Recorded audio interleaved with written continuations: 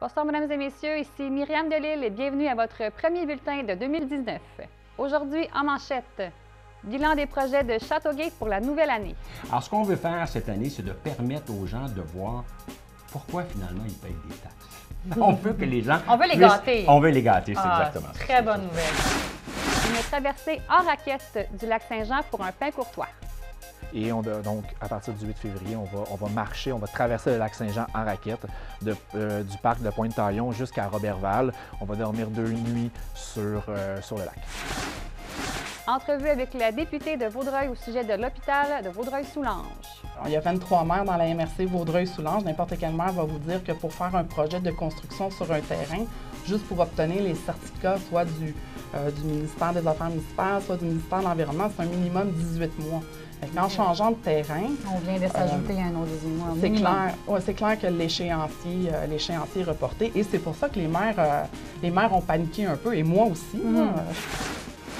Jimmy Sévigny invite le public au Salon de l'activité physique, santé et bien-être. Donc, ce qu'on vient dire aux gens, c'est venez essayer des choses. En plus, on va pouvoir s'entraîner. C'est pas obligatoire, mais on va même pouvoir essayer des trucs. Venez l'essayer.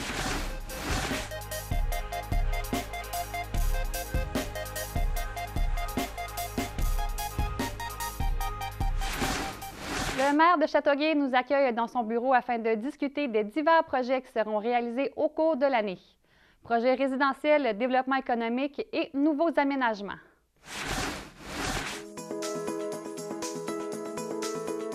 Bonjour tout le monde, j'ai la chance aujourd'hui d'être en compagnie du maire de Châteauguay qui me reçoit dans son bureau. Bonjour, monsieur le maire. C'est un plaisir. Ça va bien aujourd'hui? Ça va très bien, merci. Oui. On commence en me souhaitant une excellente nouvelle année 2019. À vous aussi, je souhaite une bonne année 2019, puis à tous les gens qui regardent aussi. Alors, j'espère que 2019 sera une belle année pour tout le monde.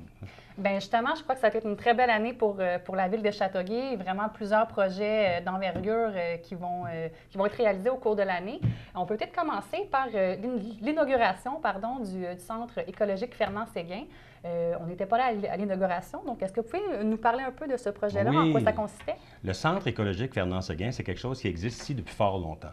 Mais là, c'est le chalet qu'on a inauguré. Okay. Alors, c'est un chalet d'à peu près 4 millions qui a été construit de concert avec la communauté métropolitaine de Montréal et aussi avec le gouvernement. Donc, on s'en partageait un tiers pour le financement. Et c'est un superbe chalet, une construction LEED. Donc, c'est des constructions qui nous permettent d'avoir des économies à tous les niveaux. Et c'est des constructions qui nous permettent aussi d'avoir accès à tous les sentiers du Centre écologique Fernand-Séguin. Donc, on était très fiers. Et puis, lors de l'inauguration, il y avait... Madame Chassé, il y avait des représentants de la CMM, il y avait différentes personnes un peu partout, puis c'est quand même, c'est quelque chose de super bien. Excellent. Maintenant, au niveau résidentiel, il y a un projet assez important aussi qui s'en vient sur l'ancien site du Zellers. Oui, l'ancien site du Zellers qui est tout de suite en entrant à Châteauguay. Donc, il y a la compagnie Trigone qui a acheté justement tout ce coin-là, le terrain et aussi le complexe, l'immeuble qui habitait le Zellers. Alors donc, Trigone a défait cet immeuble-là et est en train de construire jusqu'à 546 unités de logement. Alors, c'est des unités, bien entendu, à étage, un peu partout. Puis, il va y avoir aussi des possibilités de commerce dans ce même quadrilatère-là. Okay. Donc, c'est un très beau projet. Il va y avoir du stationnement intérieur. On espère très bien, en tout cas, que ça va se louer facilement. Et ça va être une superbe belle porte d'entrée pour la ville de Châteauguay. Au niveau commercial, je crois que le centre régional Châteauguay va avoir une cure de rajeunissement. Alors, ce qu'on a fait, nous, on a été élus il y a 1 an et quelques mois. Alors, on a modifié le zonage parce qu'avant, le zonage faisait en sorte que pour que le centre d'achat se donne une cure de rajeunissement, il fallait que ce soit à 2 étages. Alors, nous, on a décidé que c'était juste un étage parce que c'est ce qu'on nous a demandé. Les promoteurs, les investisseurs ont dit on ne peut pas construire sur 2 étages, on peut construire seulement sur un étage. C'est parfait. On va vous modifier le zonage pour que vous puissiez construire sur un étage, mais construisez, faites quelque chose. Alors, ils ont déjà commencé des travaux à l'intérieur. Alors, à l'intérieur, ça va être modifié un peu. À l'extérieur, l'ancien restaurant Tutti Frutti a été défait et il va y avoir 3 pads, on appelle ça des pads là, dans le jargon. Là. Des blocs. Là. Des blocs qui vont être construits, probablement pour la restauration, probablement aussi pour des services. Il est possible qu'il y ait une banque qui s'installe dans un de ces pads-là. Alors donc, ça va regarnir cette partie-là du boulevard d'Anjou qui est assez importante quand même pour nous. Super. Et puis pour terminer, on n'a pas parlé du côté industriel. Je crois qu'il y a des travaux escomptés pour le boulevard industriel. Ah oui, oui. Le boulevard industriel, comme je viens de vous dire, on veut qu'il soit rejoint avec Saint-Francis. Pour ce qui est du développement industriel, déjà, nous avons vendu 4 terrains. Alors, on a vendu un terrain justement à Yobor Factory, qui est déjà installé d'ailleurs dans le parc. On a vendu un terrain à la Société canadienne des postes et il va y avoir une réunion du conseil la semaine prochaine où on va annoncer la vente de 2 autres terrains. Donc, ce sont des terrains qui sont vendus dans le parc industriel pour des gens qui vont investir ici à Châteauguay. Et ça, c'est quelque chose quand même assez bien parce que quand les gens investissent dans un coin, c'est parce qu'ils croient au futur de cet espace-là. Alors, dans le parc industriel, le réaménagement du boulevard va faire en sorte qu'il va y avoir une piste cyclable, donc les gens vont pouvoir aller travailler Bonne nouvelle. en vélo. Ensuite, il va y avoir aussi une espèce de réaménagement qui va faire que le service d'autobus va passer dans le parc, donc les gens vont pouvoir aussi aller en transport en commun. Alors, on a bon espoir de faire en sorte qu'on puisse montrer qu'on favorise ce développement industriel-là. Excellent. Et puis, ma dernière question pour vous, là, quel projet, parce qu'il y en a plusieurs pour la ville de Châteauguay, quel projet avez-vous vraiment hâte de voir se concrétiser et pourquoi? Bien, je vais vous dire, le premier projet que j'aimerais voir se concrétiser, c'est un projet au bénéfice des citoyens comme tel. On veut faire une place publique devant l'église Saint-Joachim. Alors, devant l'église Saint-Joachim, vous avez une espèce d'aire là, qui est assez grande. Alors, on veut enlever ça. On veut que ce soit une place publique où il va y avoir des spectacles, où il va y avoir différentes présentations de toutes sortes de choses. Avec ça aussi, on veut avoir accès à la rivière. Alors, on a fait déjà une demande auprès du ministère de l'Environnement pour pouvoir établir 3 ou 4 quais. Le premier quai qu'on veut établir, c'est au parc Laberge, où on est en train de construire tranquillement, mais éventuellement un super beau chalet. Le chalet, il est déjà commencé. Il aurait dû être terminé il y a déjà quelques mois, mais en tout cas, il va se terminer bientôt. Alors là, on va avoir un quai au parc Laberge dans lequel on va pouvoir permettre aux gens d'avoir une location de kayak, de canot. Et sur le quai, au bout, on va avoir une aire de repos avec accès au Wi-Fi. Parce que le Wi-Fi va être au chalet du parc Laberge. Donc, les gens vont pouvoir aller faire de la lecture sur le quai qui va tanguer un peu, puis ça va être super intéressant. Alors, ce qu'on veut faire cette année, c'est de permettre aux gens de voir pourquoi finalement ils payent des taxes. On veut que les gens... On veut les gâter. On veut les gâter, c'est exactement ça. Très bonne nouvelle, mais on a bien hâte de voir tout ça. Merci. Merci beaucoup. Merci, ça fait plaisir. Merci. La famille de Guillaume Roberge de Pincourt a été plus qu'éprouvée par le cancer. Engagé dans des organismes qui soutiennent cette cause depuis longtemps, il a décidé de s'aventurer dans le défi des 2 Mario avec son frère Olivier et son partenaire d'affaires Olivier Lauzon. Leur équipe Faunique Aventure traversera le lac Saint-Jean en raquette au profit de la Fondation Sur la Pointe des Pieds.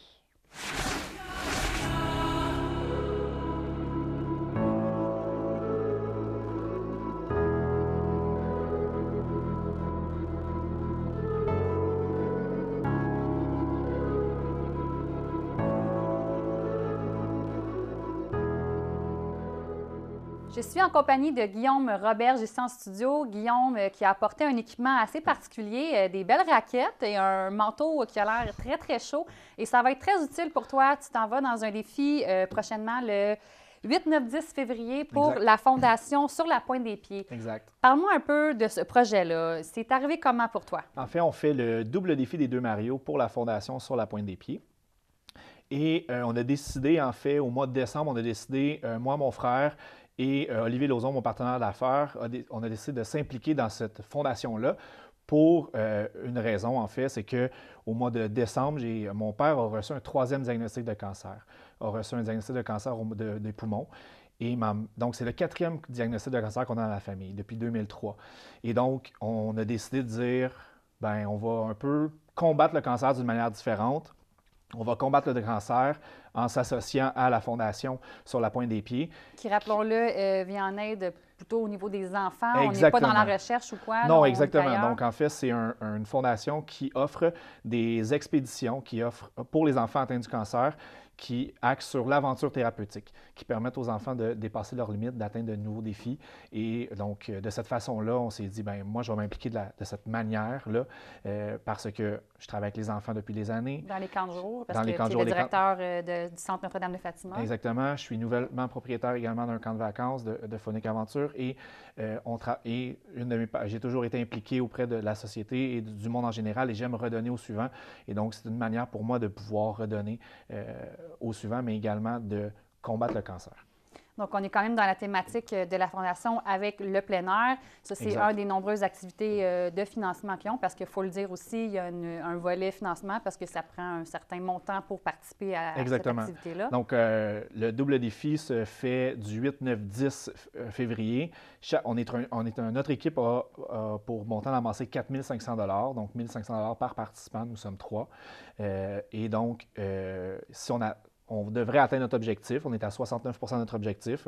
Et donc, à partir du 8 février, on va marcher, on va traverser le lac Saint-Jean en raquette du parc de Pointe-Taillon jusqu'à Roberval. On va dormir 2 nuits sur le lac. Puis, comme on parlait un peu tantôt, puis en ce moment, on est dans les froids intenses ici au Québec, donc ça va probablement ressembler à ça aussi début février. Ouais. C'est quelque chose qui te tracasse un peu? En fait, je ne suis pas un expert en plein air. Je fais ce défi-là un peu pour mes parents, pour mon père, qui, lui, se bat depuis les 15 dernières années pour le cancer, et pour ma mère également. Donc, c'est une manière pour moi de dire, bien, vous êtes battus, moi, je vais me battre d'une autre manière. Et en fait, je vais bravir, évidemment, je vais combattre le froid. Effectivement, ça peut aller on peut ressentir jusqu'à du moins 44, moins 45 la nuit dans ces secteurs-là. Et donc, évidemment, on s'équipe en conséquence, puis on est encadré, on n'est pas laissé à nous-mêmes dans cette aventure-là. Non, c'est ça, on est encadré, il faut préciser pour les gens qui s'inquiètent pour Guillaume, il va y avoir des professionnels. Oui, tout à fait. Des gens, c'est ça, s'il y a des accidents ou quoi que ce soit, ou des malaises, vous ne serez pas laissé tout seul. Donc, c'est combien de participants en tout qui participent à cette aventure-là? Il y a 3 départs, en fait, qui se fait au mois de février. Et nous, on fait le dernier départ, et en tout, il y a 120 participants. Plus de 120 participants qui participent à ces 3 départs-là du double défi des 2 Mario. Plus une vingtaine de bénévoles, donc c'est plus de 140 personnes là, qui vont traverser le lac cette année. Puis qu'est-ce que tu penses que tu vas retenir d'une expérience comme celle-ci?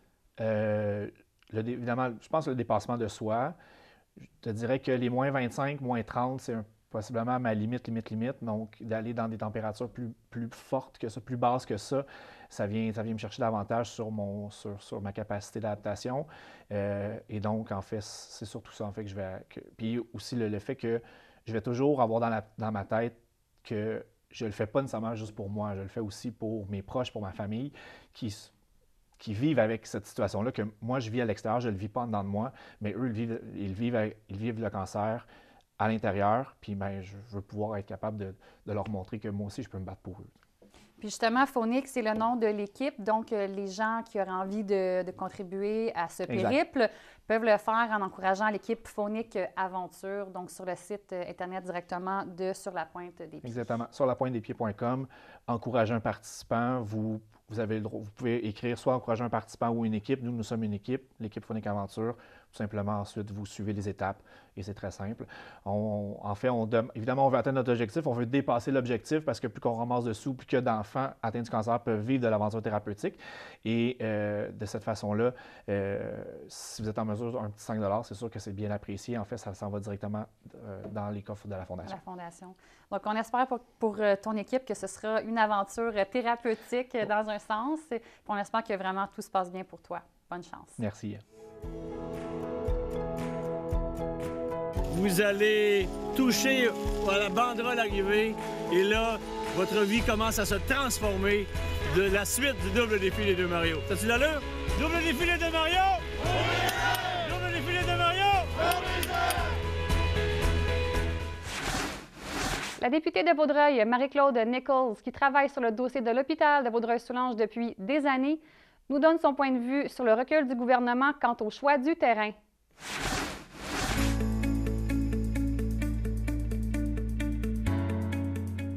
Bonjour tout le monde, on est aujourd'hui avec la députée Marie-Claude Nichols, la députée de Vaudreuil. On est ici pour parler d'un sujet très, très important qui touche toute la région de Vaudreuil-Soulanges et encore plus.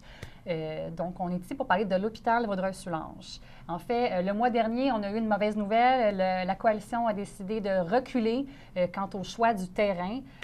On en est où maintenant, un mois plus tard, un mois après cette annonce-là? En fait, moi, j'ai toujours pas de nouvelles. Vous comprendrez que je suis la députée de Vaudreuil, que l'hôpital va être implanté dans Vaudreuil, que c'est un dossier que j'ai travaillé pendant longtemps comme mairesse, comme préfet, maintenant comme députée. Cependant, je ne suis pas au courant là, des démarches. Il y a eu une rencontre le 4 janvier dernier demandé par les maires, le préfet, la députée, mais je n'ai pas assisté à la rencontre, donc je ne peux pas vous dire où on en est rendu dans le dossier. Cependant, comme vous mentionnez, oui, il y a une demande là, de changement de terrain là, par la CAQ, par la ministre de la Santé. Et pourquoi, à votre avis, est-ce qu'il y a eu un recul? Parce que là, le projet était assez avancé, on en a parlé un peu tout à l'heure, il y avait quand même des grandes étapes de franchie par rapport à ce terrain-là. Pourquoi est-ce que la CAQ a décidé de faire demi-tour? Bon, j'ai aucune idée pourquoi on décide de changer de terrain. Je vous dirais que pendant la dernière campagne électorale, en octobre dernier, au contraire, là, la CAQ nous a promis de débuter les travaux de construction avant 2022. Le terrain est déjà choisi et sélectionné. Il y a plusieurs critères pour établir un hôpital sur un terrain en particulier. Il y a plusieurs critères, soit demandés par les villes, par la MRC, par la CMM et aussi par le ministère de la Santé. On ne bâtit pas un hôpital sur un terrain où passe un pipeline, où passe un chemin de fer. Et aussi, le terrain est sélectionné en fonction des divers services que la ville peut apporter.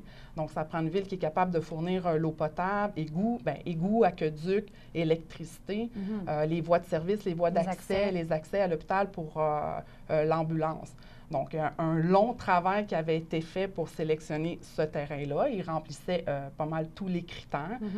Ça prenait 25 hectares parce qu'on parle d'un hôpital de 404 lits. C'est majeur. Oui, c'est majeur. Oui, c'est majeur. Ça va vraiment être un hôpital assez comme on dit, majeur, mais qui va fournir aussi des services à la population qui ne sont pas offerts ailleurs au Québec. Donc, on est chanceux. Mais là, voilà, la décision de changer de terrain, bien évidemment, ça reporte l'échéancier. Les délais ne peuvent plus être respectés à cette étape-ci, à ce moment-ci. Si exactement.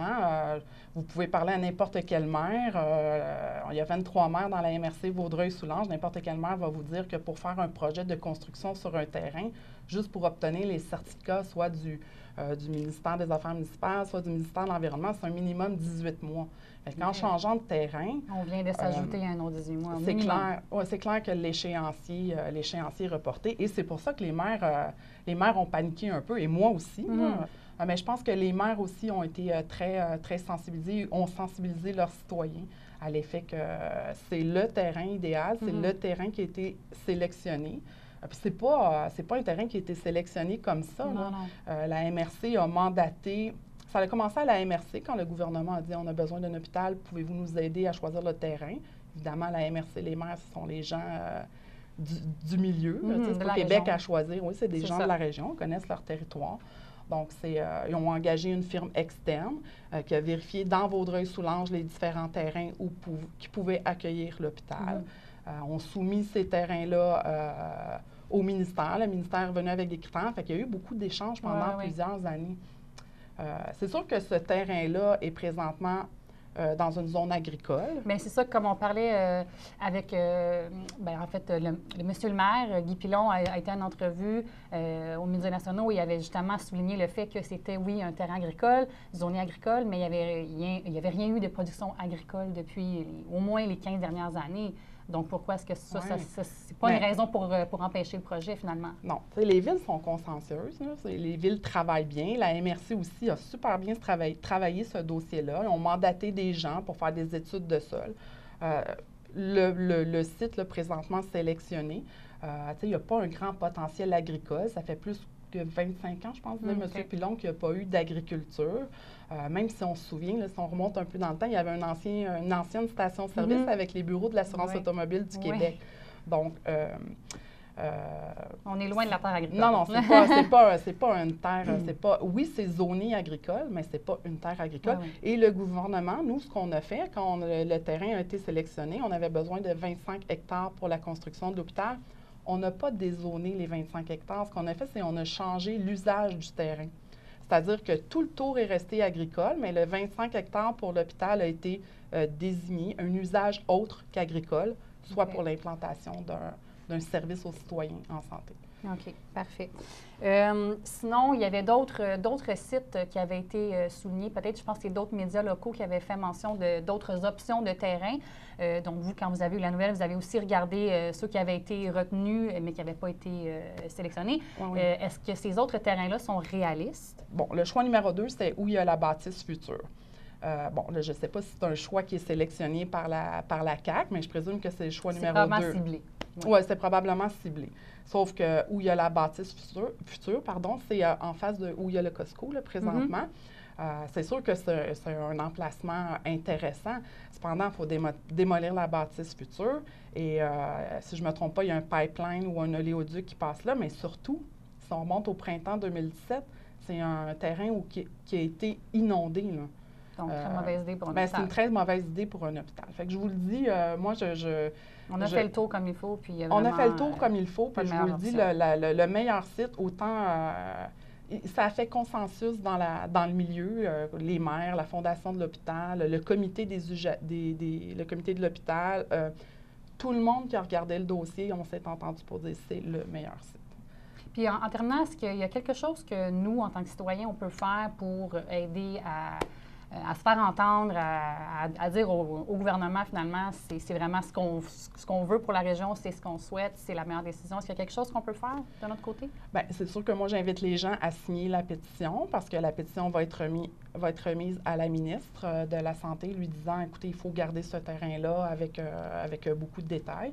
Je les invite aussi à appeler leur député. Leur député, c'est la porte-parole. La députée de Soulanges est la porte-parole auprès de la ministre de la Santé. Elle représente les citoyens de Soulanges. Donc, vous pouvez la téléphoner pour avoir soit de l'information sur le terrain ou soit pour lui dire leur position. Ou peut-être pour avoir des nouvelles, le dossier est rendu où. Mais je pense que c'est un dossier d'importance primordiale pour le comté, tant pour les citoyens de Vaudreuil-Soulanges, mais aussi les alentours. Excellent. Bien, merci beaucoup d'avoir pris le temps de nous accueillir. Puis on va suivre le dossier auprès de vous et de Mme Picard. Ça me fait plaisir. Merci.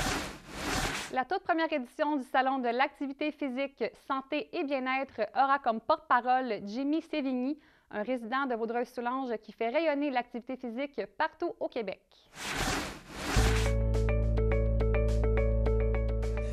Donc, Dominique, on était enfin ici à la conférence de presse pour ton événement. Donc là, la programmation, elle est vraiment définitive. Parle-moi un peu de la programmation. 4 zones là, vraiment très définies, dont la zone expérience, la zone démonstration, c'est-à-dire qu'à partir de 10 h le matin jusqu'à 4 h l'après-midi, vous allez pouvoir essayer des choses, du Zumba, de la boxe, un entraînement style CrossFit. Vraiment là, on passe à travers toute la gamme des exercices. Ça, c'est vraiment super le fun. C'est sans frais aussi et sans gêne. Fait qu'on invite les gens à venir habillés en sport. Déjà, préparez-vous. Et pour rajouter un petit peu sur ta zone d'expérience-là, il va même en avoir à 10 h midi et 2 h, 14 h dans l'après-midi à l'extérieur. Donc, on a vraiment là une zone plein air aussi extérieure, plus qu'il y a des entraînements qui peuvent se faire 12 mois par année ici au Québec. Fait qu'on va aller visiter les deux. Fait qu'arriver prêt, habillé chaudement ou habillé sport pour l'intérieur. Puis au niveau des conférences, ça ressemble à quoi? Super le fun, plein de professionnels de la santé et de l'activité physique qui vont se succéder tout au long de la journée aussi dans notre zone de conférence. Et puis, en vedette, à 12h30, on doit le dire, c'est Jimmy Sévigny. Jimmy Sévigny, c'est notre porte-parole et aussi conférencier. Et Jimmy, est rentré dans l'aventure avec nous. C'est quelqu'un de la région. Et puis, on a bien hâte de l'entendre le 10 février. Donc, à la base, ce serait quoi une raison valide pour essayer ces activités physiques-là, pour pratiquer une activité physique? Dans le fond, les bienfaits de l'activité physique aujourd'hui, ils sont plus à démontrer. Ce qui est difficile chez la plupart des gens, c'est d'initier un changement puis de continuer ce changement-là. L'activité physique, je l'ai toujours dit, je pourrais parler pendant des heures et des heures, mais je ne te ferai pas une conférence présentement. Mais le but de faire de l'activité physique, c'est de rajouter des années à sa vie, mais surtout de rajouter de la vie dans ces années.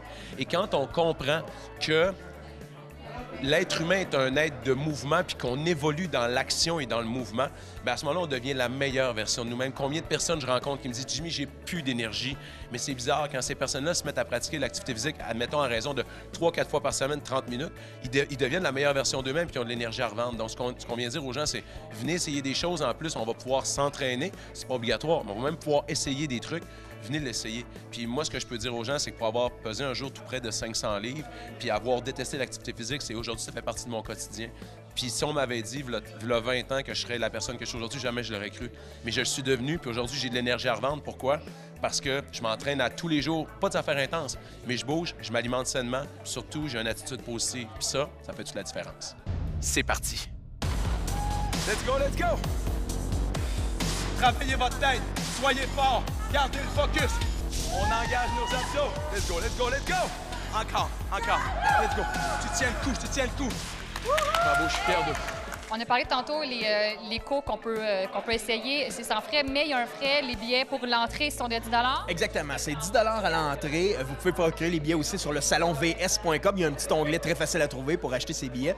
C'est de 9h à 16h le dimanche 10 février. C'est au pavillon du Château Vaudreuil, le pavillon sur le lac. Une immense salle, une quarantaine d'exposants.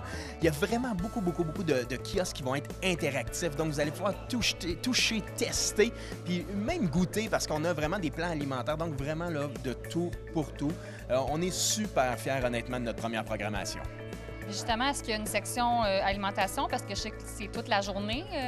Yes, bien, en fait, on a un bar à smoothie.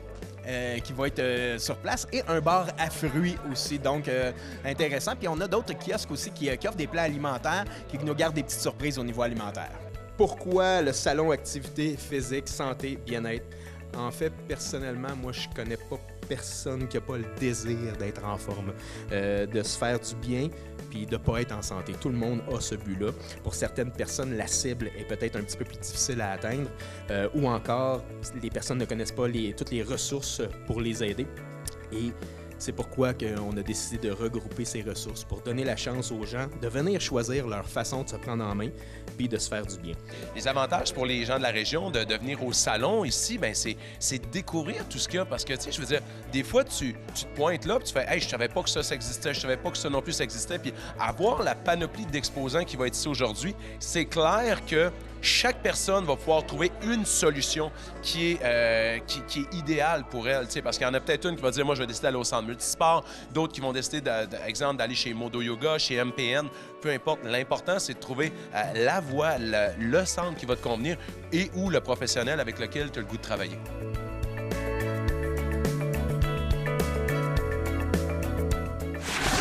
Maintenant, pour vos nouvelles en bref. Ce samedi 2 février, dès 13h30, le Centre multisport de Châteauguay accueillera le boxeur Lucian Boutet, qui rencontrera et prendra des photos avec les partisans tout au long du match des Grenadiers. Le CLD Beauharnois-Salaberry a récemment déménagé. Ses locaux sont maintenant situés au 85 rue Notre-Dame, bureau 6, à Salaberry de Valleyfield. Le déménagement vise à optimiser les ressources humaines et financières de l'organisme en partenariat avec la MRC. Avec les accumulations de neige, l'hiver bat son plein sur tout le territoire. À Vaudreuil-Dorion, ce samedi 2 février, rendez-vous au parc de la Maison Valois pour hockey-bulle, tir à l'arc, spike-ball, raquettes et bien plus encore. Du côté de Rigaud, samedi aura lieu la foire de l'emploi de 10h à 14h. L'événement aura lieu à l'édifice Paul Brasseur, situé au 10 rue Saint-Jean-Baptiste-Est. C'était Myriam Delille. Merci beaucoup d'avoir été avec nous et on se voit la semaine prochaine pour votre bulletin de nouvelles.